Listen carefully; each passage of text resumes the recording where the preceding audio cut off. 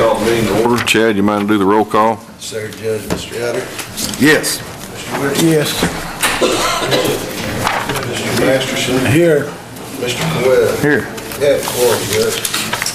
I would like to take a moment of silence. If anybody's been to a Marion County basketball game, football game, or baseball game, or anything pertaining to sports, Miss Nancy Leathers passed away recently, and she was at every one of those events. So I would like to take a moment of silence for Nancy, please.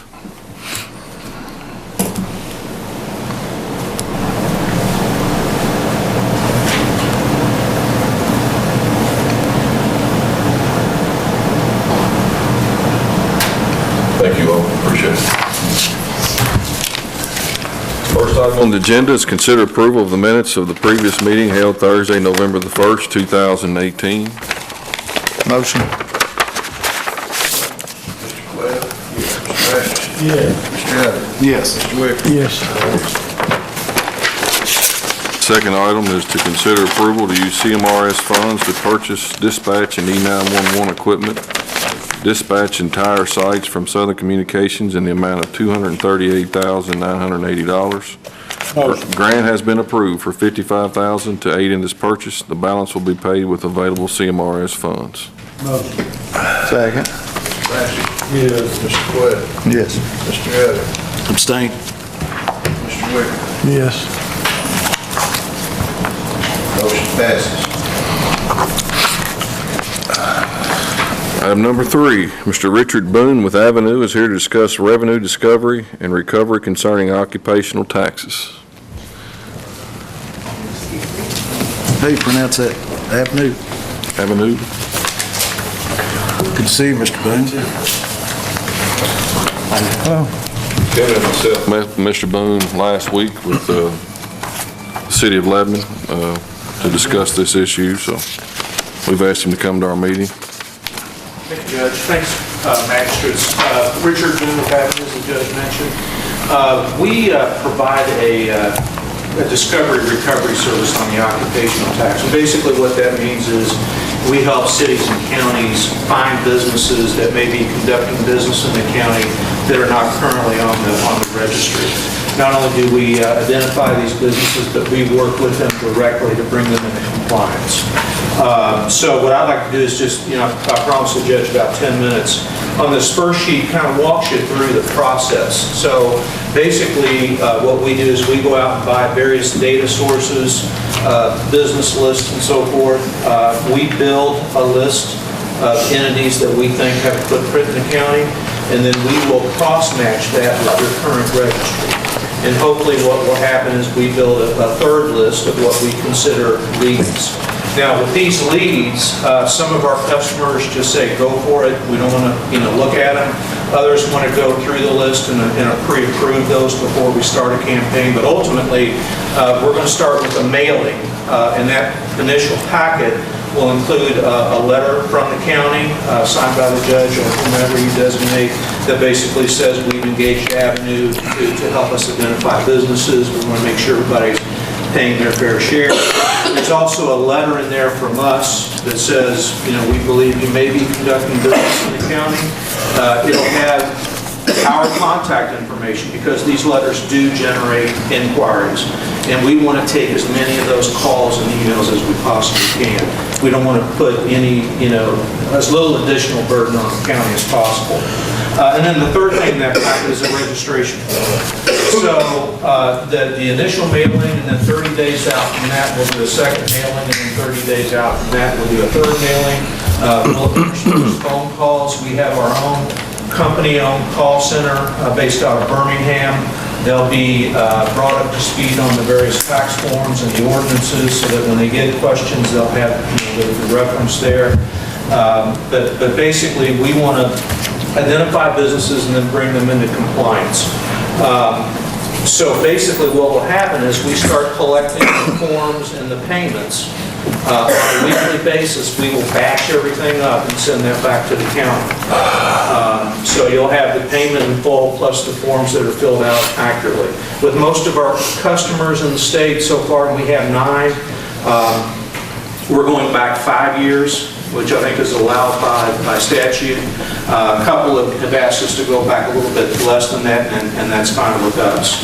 But basically, we don't want to duplicate any of the efforts. If you have businesses that you're currently working that to bring on the registry, you can simply add those to your list, and we'll keep those out of our campaigns. So this is done on a performance-based model. So in other words, we're paid only on what we recover for the county. If we recover zero, we're paid zero. And that contingency fee is 40% on recovered dollars. It's on the current tax year and any previous years. So any businesses that we bring into the registry, next year the county will get 100% of that tax revenue. So it's on the current year and any back years. So, we don't ever guarantee that we're, percentage of what we're going to find. Usually we do recover some money. On the second page, there's a kind of a sample of what we've done in Warren County. Now, you think Warren County being Bowling Green would have, a lot of occupational tax revenue. It's actually, I think, less than Marion County. They do about $3 million a year in occupational tax. Because if you're in Bowling Green, you don't pay county tax. So we contracted with them in January. We started the campaign in about April, and we're now up to almost $300,000 recovered for Warren County. We've received over 1,000 applications and returns. We've had 456 accounts paid in full. And I think, just to show you the level of effort that's involved on our part is we've done over 2,300 phone consultations with the businesses that have been part of our campaign. So it is pretty labor intensive. At the bottom, it shows our current customers. As the judge said, on Monday, the city council voted to approve contracting with us. So we're now, they've got a copy of the draft contract and hope to get that back, soon. And we'd love to have the county, as well. We do also Jessamine County and Nicholasville. So we do have some experience in doing, city and county together. So let me stop there and see what kind of questions you have. I see it's occupational tax discovery and recovery. To what extent do you go to recover? Well, so what we will do is, again, we'll have the list of what we think are leads, and we will launch a campaign. Now, it happens that, someone will get a letter that's already registered, maybe another name, but as long as they let us know that, and we can verify that, then we take them off the list.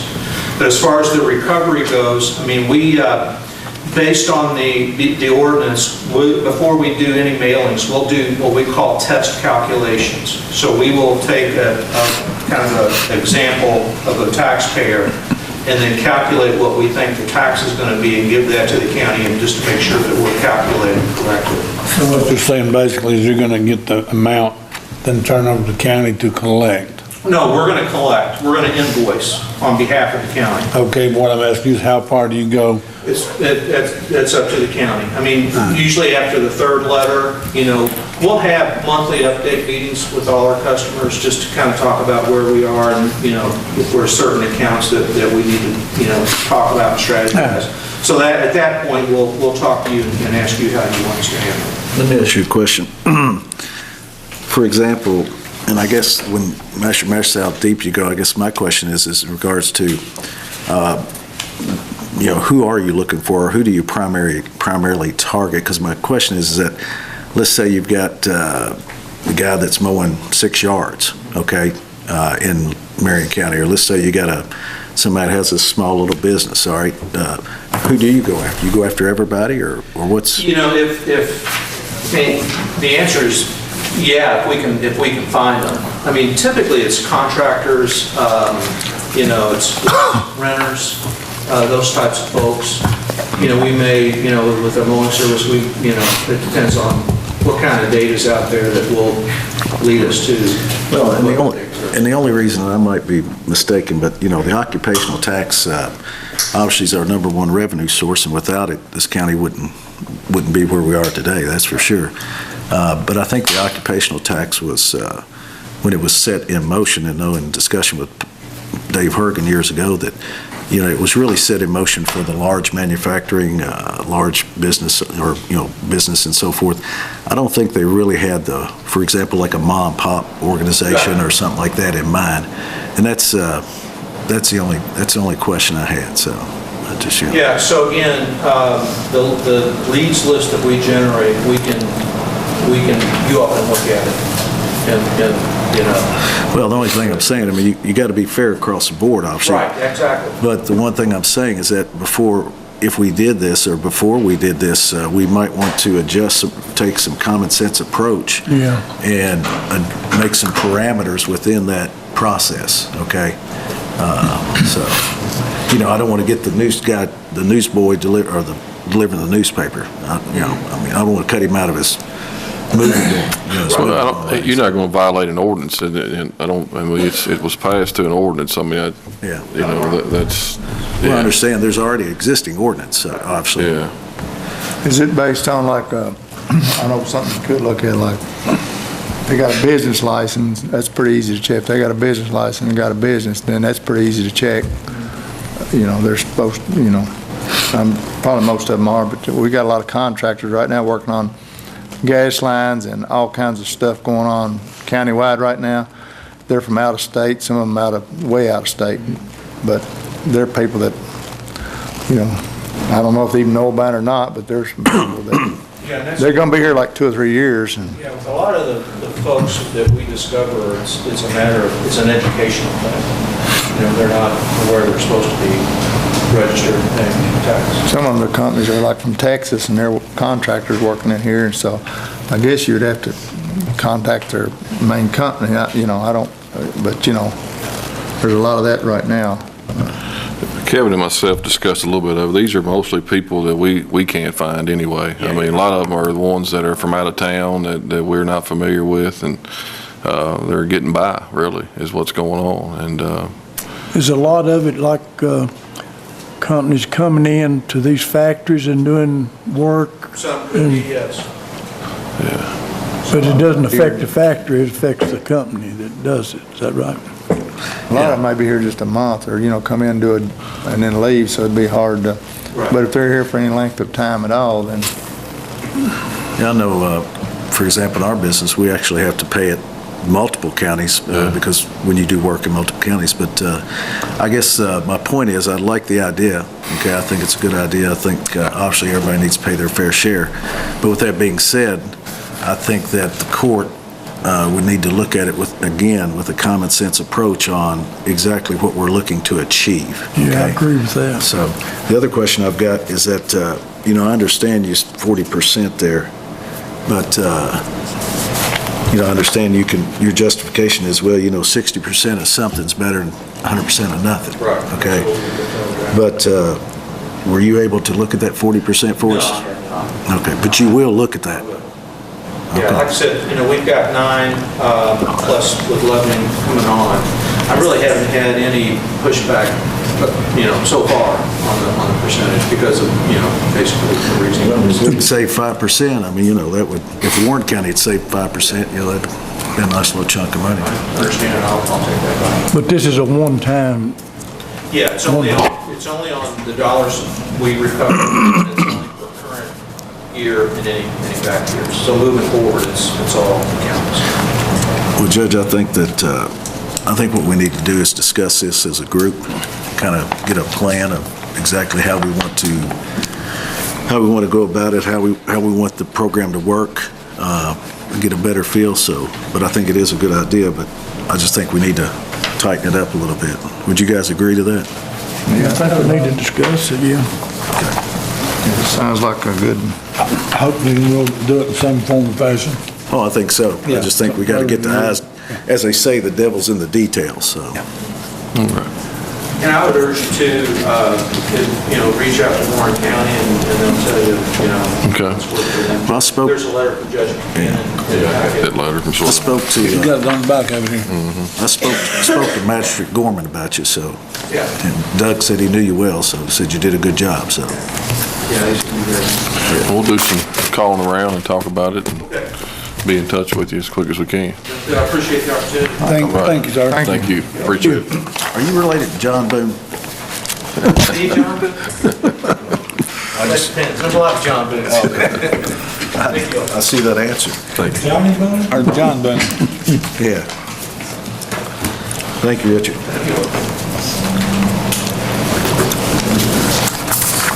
Item number 4 is consider approval of agreement between the City of Bradfordsville and Marion County Fiscal Court to assist with the stone wall for the community center. And Lisa has drawn up a lease between the Fiscal Court and the City of Bradfordsville here. Motion. Mr. Wicker? Yes. Mr. Masters? Yes. Mr. Evans? Does the mayor need to sign this? Yes. Let's get it in there, Jack. Probably so. Yeah, it's on there. I'll give this to him. Yeah, David. This is for the retaining wall that's fallen, Yeah. the front against the highway there. I think, Jimmy, you've looked at it, haven't you? Good deal. Item number 5, consider approval to advertise in the Marion County Chamber Directory. We do it every year. It's $250. Motion. Second. Mr. Masters? Yes. Mr. Wicker? Yes. Mr. Etter? Yes. Mr. Webb? Item number 6 is consider approval of the reappointment of County Extension Board members Sean Gibson and Marie Wright. That okay? They're okay with it? They're not here to say no. Oh. County Extension Council gave us 4 names today, and Sean Gibson and Marie Wright were both on there, as well as Sharon Brown and Joe. Okay, all right. And Sean and Marie have both agreed to serve. Okay, thanks, Christian. Second. Mr. Wicker? Yes. Mr. Masters? Yes. Mr. Webb? Yes. Mr. Etter? Yes. Item number 7 is to consider approval of giving a first right of refusal on County Road Barn property and the old dump site property adjacent to County Road Barn. The right of refusal would give industry first opportunity to purchase property if it's ever to be sold. This is contingent upon the industry purchasing adjoining property. Mr. Lund is here with us today as well, if he wants to comment on that. I think you said it all. We have a project that's looking at our 208, some property in our 208 industrial site, and your old CD landfill backs up to our property. And they would just sort of buffer, if that property's ever sold, they'd like to have a right of first refusal to purchase that property. The site at the price that you place on it. Do we know who it is or what type of business it is? Out of protection to the contiguous landowners? We bonded and signed a non-disclosure agreement, So basically, and I don't mean it wrong, I'm just asking, I understand the right of first refusal, and I understand the purpose of it, and I understand why they would want it. I guess the only question I've got is that if I was a contiguous landowner, I'm sorry. If I was a contiguous landowner, I might have a concern, what's coming there? Is it, is it going to be a poultry? You see what I mean? Yeah. We're disclose that. I understand. Is that contiguous to your property, Mr. Montgomery? It's not. Whose property is it contiguous to, do you know? Industrial foundations. All of it? Well, it would touch Nellie and Hayden, the pit. Have you spoke to them? Yeah. They're all right. So what you're telling me, the property is contiguous only to Nellie and Hayden? Well, see, now that makes it a lot easier. Thank you. Motion to approve. Mr. Etter? Yes. Mr. Masters? Yes. Mr. Wicker? Yes. Mr. Webb? Yes. With the understanding the property is contiguous only to Nellie and Hayden. Thank you, John. Thank you. Thank you, Don.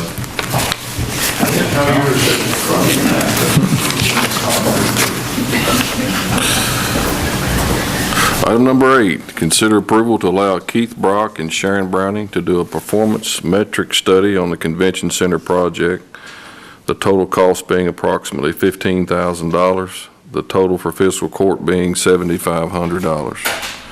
Who's paying it? Who's paying the other half? The city. Is tourism paying any? Not yet. We haven't approached them. We're just going to start it with us and see how it goes. Now, What does this actually, Keith, you want to tell them what does this actually involve? Pretty much top to bottom on the property that the industrial board, I think, would be willing to allow the convention center to be built on about, 8 acres or whatever. What we would do, David and the mayor came to us and asked us if we would consider doing a study, top to bottom, on the use, metrics, everything from what type of floor you would put in this place, who would use it, what it could be used for, and what other communities have used similar facilities for. Sharon and I talked about it at length. We have 2 days a week that we're not working now. We figured that a study of that sort would probably take 3 to 3.5 months minimum. We figure that we're going to put probably 20 hours a week minimum in on the study. And based on those particular figures that we've come up with, for 3.5 months, we came up with a price to do the study. Now, it's going to involve a lot of interviews. We're going to have to go to other communities to look at similar venues. And Sharon has really good organizational skills. And I've got really good journalistic skills as far as preparing reports and stuff because I was raised in the newspaper business. She had indicated that she would not do it unless I did it. And I said, well, I won't do it unless you do it. But it's a good time of year right now. And we don't have a lot going on. And for the next 3.5 months, we could do the study if you all approve it and want us to do it. I think, obviously you and Sharon obviously do a great job, 2 of the best employees the county has. The question I've got is that, a couple of things. One is that why wouldn't, as opposed to doing it for $15,000, why wouldn't we just pay, since you're county employees, why wouldn't we just pay your standard wage? And then the second question is that I'm not so sure, and the county attorney could help me on that, but I'm not so sure that's necessarily transparency or a good idea to utilize county employees to do that type of, it just, something about it doesn't sound right. Fine. And I'm just saying, I'm nothing. Whatever you all decide. Yeah. I mean, what? We can do it or we cannot do it. Not that it doesn't need to be done, I'm just saying that, Well, I mean, they know our community better. They've both lived here their whole life, and, that's why we had approached them. They both are part-time employees. You get something from another group, you don't know who, they don't know Marion County, and I don't think it's Marion County you really got to know. We know Marion County. What I want to know is supposedly who's coming from outside. So it's not Marion County, it's everybody else around me. It's the Nelson County. Yeah, it's what is the interest in Nelson County, what's the interest in contiguous county, what's going on there that we can attract here. Absolutely. It'll be part of it too. But I think it'd probably be a good idea, if you don't mind, if we could table it till Master Bishop gets here, because, I think we ought to just make a court decision. He's real interested in the whole. I've talked to him about it. That's fine. We can do that. Yeah. Is this is just like a study, it's a recommendation, it's not you get a study and then you look at it and see.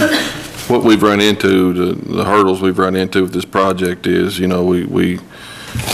people have questions and they want answers. And that's why, to proceed further, I think we need the questions answered myself. And that's why Yeah.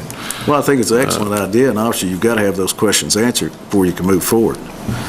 But, looking at, say, if it took you 3.5 months at your regular wage or standard wage or whatever, you're probably looking at around $9,800, $10,000, $12,000 expenditure. So the only question I got, again, is